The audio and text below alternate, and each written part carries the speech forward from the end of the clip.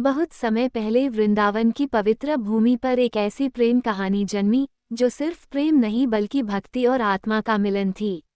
ये कहानी है भगवान श्री कृष्ण और राधा रानी की। कहा जाता है कि जब भगवान विष्णु ने पृथ्वी पर कृष्ण के रूप में अवतार लिया, तब ब्रज की भूमि पर एक दिव्य आत्मा भी जन्मी, राधा। राधा का जन्म बरसाना में हुआ और कृष्ण का जन्म मथुरा में। जब कृष्ण छोटे थे, उन्हें गोकुल और फिर वृंदावन लाया गया। वहीं से शुरू हुई उनकी माखन चोरी, गोपियों के साथ लीला और बांसुरी की मधुर धुन। स्वर पहली मुलाकात एक दिन वृंदावन के जंगल में, यमुना नदी के किनारे, कृष्ण अपनी बांसुरी बजा रहे थे। उस बांसुरी की धुन इतनी मधुर थी कि जंगल के पक्षी, पशु और गोपियां सब मंत्रमुग्ध हो जाते थे।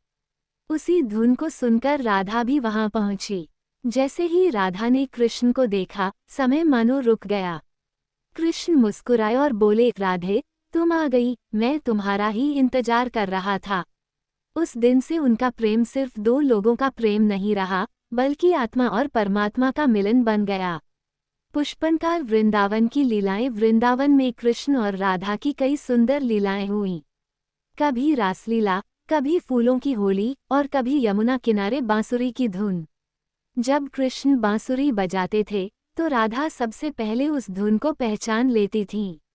कहा जाता है कि कृष्ण की बांसुरी में सिर्फ एक ही नाम बसता था, राधा। राधा का प्रेम इतना पवित्र था कि उन्होंने कभी कृष्ण से कुछ नहीं मांगा। उनके लिए कृष्ण ही जीवन, भक्ति और संसार थे। हंसिया चांद विरह की कथा। समय बीतता गया और एक दिन ऐसा आया जब कृष्ण को मथुरा जाना पड़ा। कंस का अंत करने के लिए उन्हें वृंदावन छोड़ना पड़ा। जब कृष्ण जाने लगे, राधा ने उन्हें रोका नहीं, क्योंकि सच्चा प्रेम बंधन नहीं बनता। कृष्ण ने जाते हुए कहा, राधे, मैं हमेशा तुम्हारे दिल में रहूंगा।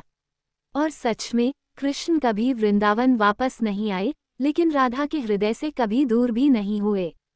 वन प्रेम जो अमर हो गया। राधा कृष्ण का प्रेम विवाह में नहीं बदला, लेकिन फिर भी उनका नाम हमेशा साथ लिया जाता है। आज भी लोग कहते हैं, राधे कृष्ण, क्योंकि राधा के बिना कृष्ण अधूरे हैं और कृष्ण के बिना राधा। उनका प्रेम हमें सिखाता है कि सच्चा प्रेम स्वार्थ नहीं, समर्पण होता है।